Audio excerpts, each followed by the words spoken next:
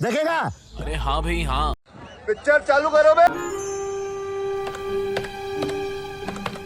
आलोक शर्मा, भ्रम तो आप फैलाने की कोशिश कर रहे हैं। बीजेपी का सीधा आरोप है कि इस लैंड रिफॉर्म्स और बाकी चीजों की आड़ में दरअसल फ्रीडम ऑफ स्पीच को कर्ब करने की कोशिश की जा रही थी कि abuse of freedom of speech नहीं होनी चाहिए। सबसे पहला जवाब आपसे 1 मिनट पे, और उसके बाद बाकी 2 गेस्ट से भी सुनेंगे और फिर चर्चा शुरू करेंगे। आलोक जी, देखिए, मुझे लगता है आज का जो भी डिस्कशन है वो संविधान वर्सेस मनुस्मृति है। जो लोग मनुस्मृति को लाना चाहते थे, जो लोग कहते थे कि संविधान में कुछ भी स्वदेशी नहीं है, संविधान में सब कुछ विदेशी है, इसलिए हम इसको नहीं मानेंगे, जो संविधान को बिल्कुल मानने से इनकार करते थे, जो कहते थे तिरंगे में 2 रंग होने चाहिए, जिन्होंने स्वतंत्रता आंदोलन में अंग्रेजों के साथ मिलकर काम किया, आज वो पुनः पूरी तरह से ध्यान भटकाना चाहते हैं। इन तमाम मुद्दों को लेकर कब संशोधन हुआ, कब नहीं हुआ, कांग्रेस ने गलत कर दिया, उसने ठीक कर दिया, मैं तो पूछना चाहता हूं, 11 साल से तो मोदी जी की सरकार है। एक कोई संवैधानिक हमने कोई किसी भी तरह का परिवर्तन किया हो, उसको इन्होंने पलट दिया हो। करवाली बेइज्जती। हमारे द्वारा जो भी यूपीए 1 और यूपीए 2 में संशोधन भी लाए गए, उन्हीं के ऊपर इन्होंने बाद में सबके ऊपर मोहर लगाई है। अब मैं तो जानना चाहता हूं, आप संविधान में विश्वास रखते हैं? इनकी मात्र संस्था जो आरएसएस है, उसने आज तक अपना रजिस्ट्रेशन तक नहीं कराया है, तो ये लोग भी किस मुंह से संविधान की बात करेंगे? हमारा संविधान कहता है निडर बनो, एक बार इनका फिर मनुस्मृति और इनकी सोच कहती है कि डरो। सर 1 मिनट स्मृति को लेकर जो जनसंघ ने कहा था, इस बात को लेकर अमिताभ सिन्हा सवाल उठा रहे हैं। आशुतोष, क्या आपको लगता है कि कोई भी सरकार हो, लेकिन आखिरकार जब संविधान को लागू करने की बात होती है तो सत्ता पक्ष हमेशा अपने तरीके से ही उसको देखता है, और इसीलिए बार बार नेहरू की जो चीजें पसंद है उसे लिया जाता है कि ताकि कांग्रेस को कटघरे में खड़ा किया जा सके? क्या लगता है आपको आशुतोष? अच्छा, हमको सिखा रिया है। सबसे बड़ी बात तो यह कि कम से कम अब भारत के संविधान को लेकर संघ परिवार और आरएसएस उसकी कस्में खा रहा है। तो मुझे लगता है कि भारत के 75वें साल में ये भारत के संविधान की सबसे बड़ी जीत है, क्योंकि इन लोगों ने और गोलवलकर और सावरकर जी ने तो बाकायदा लिखित में डॉक्यूमेंटेड हिस्ट्री, जहां उन्होंने साफ तौर पर कहा संविधान को नहीं मानते, ये अपशकुन है और ये भारत की जो आत्मा है उसको रिप्रेजेंट नहीं करता है। वो मनुस्मृति को लाना चाहते थे, तो बहुत अच्छी बात है। अगर भारतीय जनता पार्टी मनुस्मृति को लाना चाहती है, जैसा कि अमिताभ सिन्हा जी कह रहे हैं, तो भारतीय जनता पार्टी को बाकायदा संसद में प्रस्ताव पारित कर देना चाहिए और मनुस्मृति को स्वीकार कर लेना चाहिए। क्योंकि मनुस्मृति को जो लोग जानते हैं वो अच्छी तरीके से जानते हैं कि मनुस्मृति इस देश के दलितों, इस देश के पिछड़ों और महिलाओं के बारे में उसकी क्या राय है। मतलब इससे ज्यादा खराब राय किसी और की हो सकती है, मैं नहीं समझता इसमें। तो जो पढ़े लिखे लोग अच्छी तरीके से जानते हैं मनुस्मृति में कितनी खराबियां है और कितना वो है। लेकिन मनुस्मृति एक समय का डॉक्यूमेंट है, वो अपने समय में रेलिवेंट रहा होगा, एक अलग तरीके का प्रश्न है। आज की बात जो मैं ये कहना चाहता हूं कि कम से कम 2000 नहीं, 2014-15 तक आरएसएस की राय यही थी कि भारत के संविधान को बदला जाए। के.एस. सुदर्शन ऑन रिकॉर्ड कह चुके हैं, this constitution has to be scrapped. जब उनसे सवाल पूछा गया 1993 में, रज्जू भैया ने इंडियन एक्सप्रेस चिट्ठी लेख लिख के कहा था कि भारत के संविधान को बदला जाए। अभी हाल तक प्रधानमंत्री के एडवाइजरी इकोनॉमिक काउंसिल के चेयरमैन जो विवेक देबरॉय ने कहा कि ये संविधान ठीक नहीं है, संविधान को बदला जाए। और तो और चुनाव के दौरान 1 मिनट हो गया सर, नेताओं ने कहा कि संविधान को बदलना चाहिए। तो किस मुंह से ये कह सकते हैं कि संविधान में इनकी आस्था है? इनकी कोई आस्था नहीं थी। और खरगे जी की इस बात में बिल्कुल दम है कि 1956 जब हर किसी का अपना अपना ओपनिंग रिमार्क हो चुका है। आप कुछ भी बोलो, ये नहीं सुनने वाला। देखिए, मुझे लगता है कि ना तो कभी पहले पेज पर पहले पॉइंट में अंग्रेजों की सेवा करेंगे, कहीं पर नहीं लिखा हुआ है, लेकिन मोदी जी ने पूरे देश को झूठ बोलना सिखा दिया। मैं फिर कहूंगा, मैं फिर सुनिए, देखिए मैं आपके बीच में नहीं बोला, आप सुनिए जरा शांति। अरे भाई सुनिए ना, शांति से सुनिए ना भाई जरा। अरे भाई शांति से सुनिए ना आप जरा। अरे भाई सुनिए ना जरा, देखिए बौखलाहट देखिए इनकी।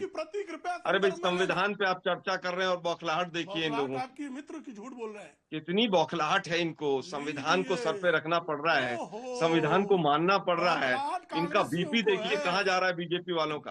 खैर वापस आते हैं मुद्दे पर। आप 28 दिसंबर। अरे भाई सुनिए ना जरा, साहिल जी मैं चुप हो जाता हूँ, इन्हीं को बुलवा अरे अभी सुन लीजिए जरा भाई। वो बीच में ना बोल, थारे माथे पर लिखा है बीच में ना बोल। कॉन्स्टिट्यूशन असेंबली में श्यामा प्रसाद मुखर्जी भी थे सर, ऐसा नहीं है कि सारे लोग उसमें थे। जो फर्स्ट अमेंडमेंट लाया गया वो भी कॉन्स्टिट्यूशनल असेंबली ने लाया गया, क्योंकि वो उस वक्त की पार्लियामेंट के तौर पर देखा जा रहा था। उसमें तो हिंदू महासभा के भी नेता थे।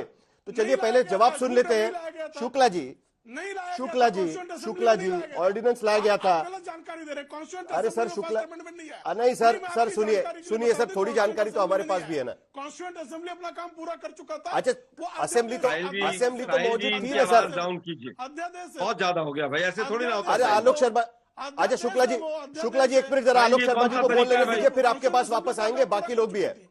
आलोक शर्मा जी बोल लीजिए। चलिए, आपने देखिए, दिक्कत कॉन्स्टिट्यूशन ये है- असेंबली के पास लाए बिना प्रधानमंत्री नेहरू ने पहला फर्स्ट अमेंडमेंट पास किया, ये उनका आरोप है। आप उसका जवाब दीजिए पहले, एक एक चीज करके लेके देखिए, मुझे जाएंगे। चलिए, लगता है कि जिन लोगों ने संविधान को नहीं माना, संविधान में क्या क्या हुआ उसके ऊपर चर्चा करने का इनका अधिकार नहीं।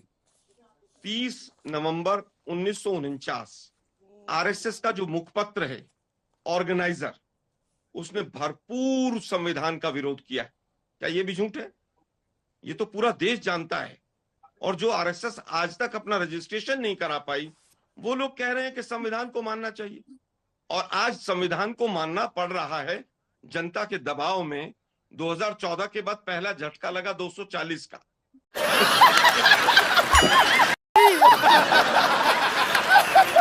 इसीलिए तिलमिलाहट नजर आ रही है। झूठे सच्चे तथ्य रख दीजिए, जो मर्जी कर दीजिए। अब पिछले 10 साल में कार्यपालिका, विधायिका, न्यायपालिका, तमाम खंडों को जिस तरह से पूरी तरह से ध्वस्त किया है, लेकिन आज मजबूरी में संविधान की बात करनी पड़ रही है। आज बुलडोजर वर्सेस संविधान हो गया है। आज बुलडोजर का जो शासन है वो नहीं चल रहा है। 150 सांसदों को सस्पेंड करके बुलडोज सर कर आपने देते जवाब नहीं दिया आलोक शर्मा जी। संसद में।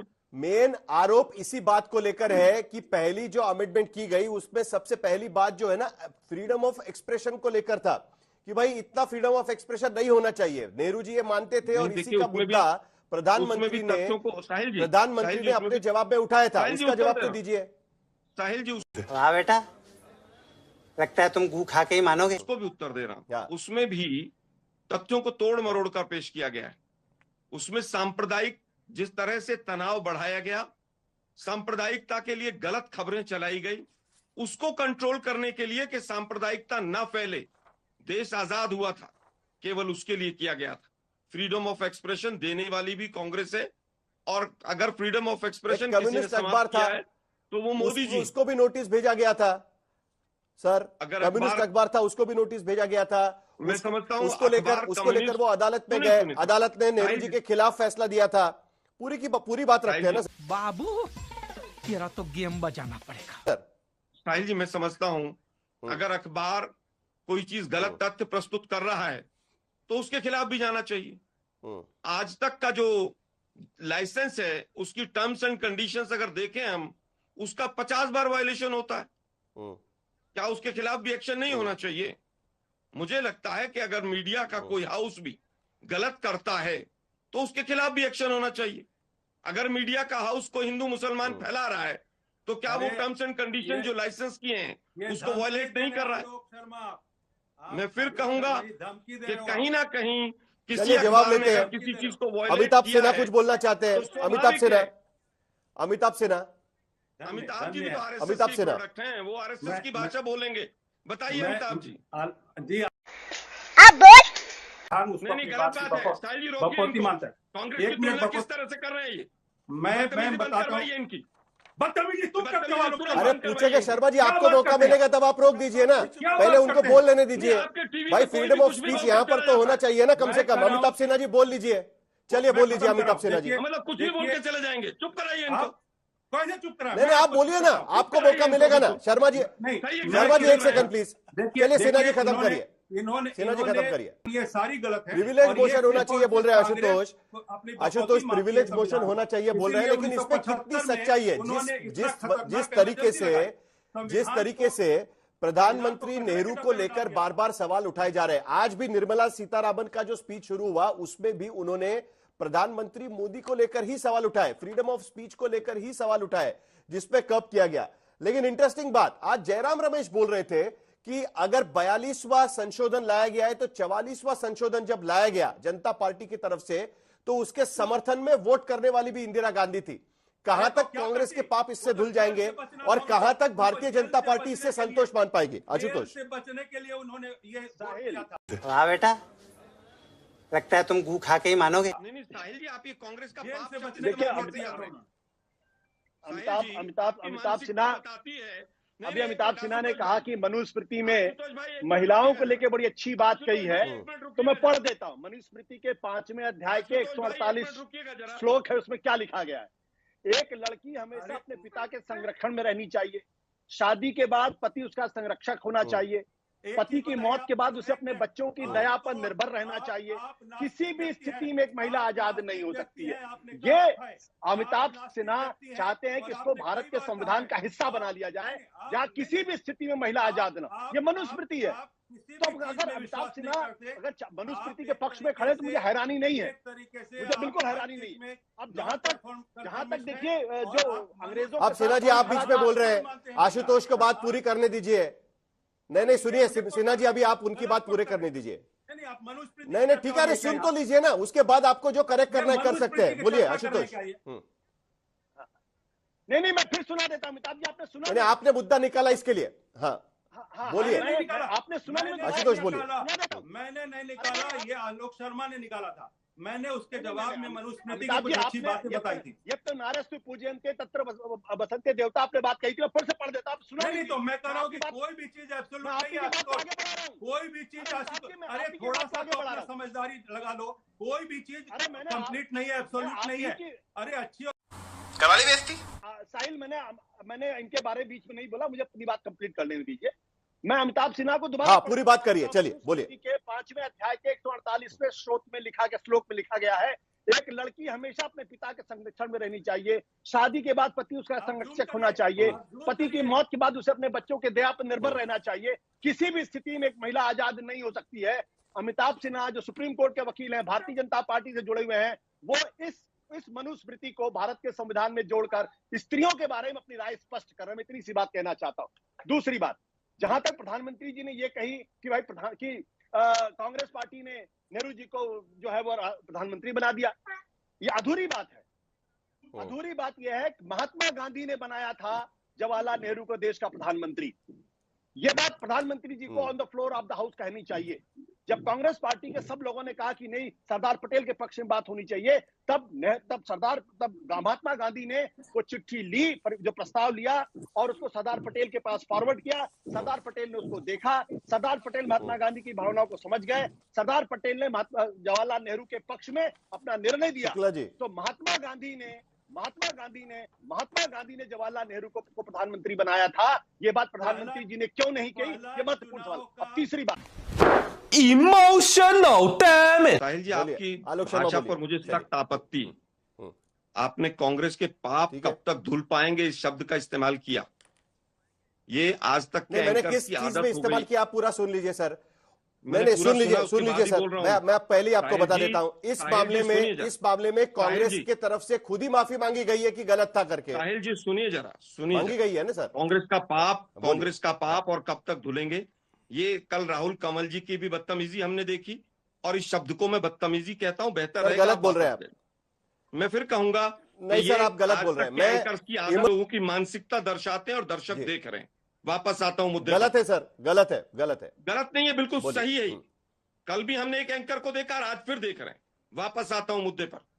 देखिए, बापू का कोई डिसीजन, चलिए बात खत्म करिए, अभी हम पर बात में मैं आ रहा हूं। चलिए, बापू का कोई डिसीजन था जिसके आगे पूरी तरह से मोदी जी भी और पूरा देश नतमस्तक रहता है, जिनको हम राष्ट्रपिता कहते हैं। उनके निर्णय के ऊपर इतने प्रश्न चिन्ह उठाना राष्ट्रपिता का अपमान करना है। सबसे पहली चीज, जो लोग अपने राज्यों में मुख्यमंत्री पर्चियों से बनाते हैं, किसके यहां कौन सी बैठक होती है, और वो पर्ची जब निकलती है राजनाथ जी के जेब से, वो पूरे देश ने देखी थी कि किस तरह से वसुंधरा जी का चेहरा किस तरह से हो गया था। लेकिन आज वो विषय नहीं। मैं केवल ये कहूंगा कि आज जो मूल जीवंत जो समस्याएं हैं, उनसे किस तरह से ध्यान भटकाया जाए। मोदी जी उन तमाम चीजों को लेकर झूठ बोलते हैं। संसद में लाल किले की प्राचीर से झूठ बोलते हैं, और एक बार नहीं, दर्जनों बार झूठ बोलते हैं। और लोग कहते हैं कि मोदी जी अगर बोल रहे हैं तो वो सच बोल ही नहीं सकते हैं, क्योंकि उनकी उत्पत्ति, उनकी मात्र जो संस्था है वो आरएसएस है, और आरएसएस कभी भी सच नहीं बोलती है। आरएसएस हमेशा झूठ के माध्यम से तमाम भ्रम फैलाने का काम करती है, और उसी के ऊपर रिस्ट्रिक्शंस लगना बहुत जरूरी है। फ्रीडम ऑफ एक्सप्रेशन में भी तमाम तरह की पाबंदियां भी हैं। खत्म, bye bye, tata, goodbye, गया, खत्म, bye bye, tata, goodbye, गया। ये भगवान क्या जुल्म है।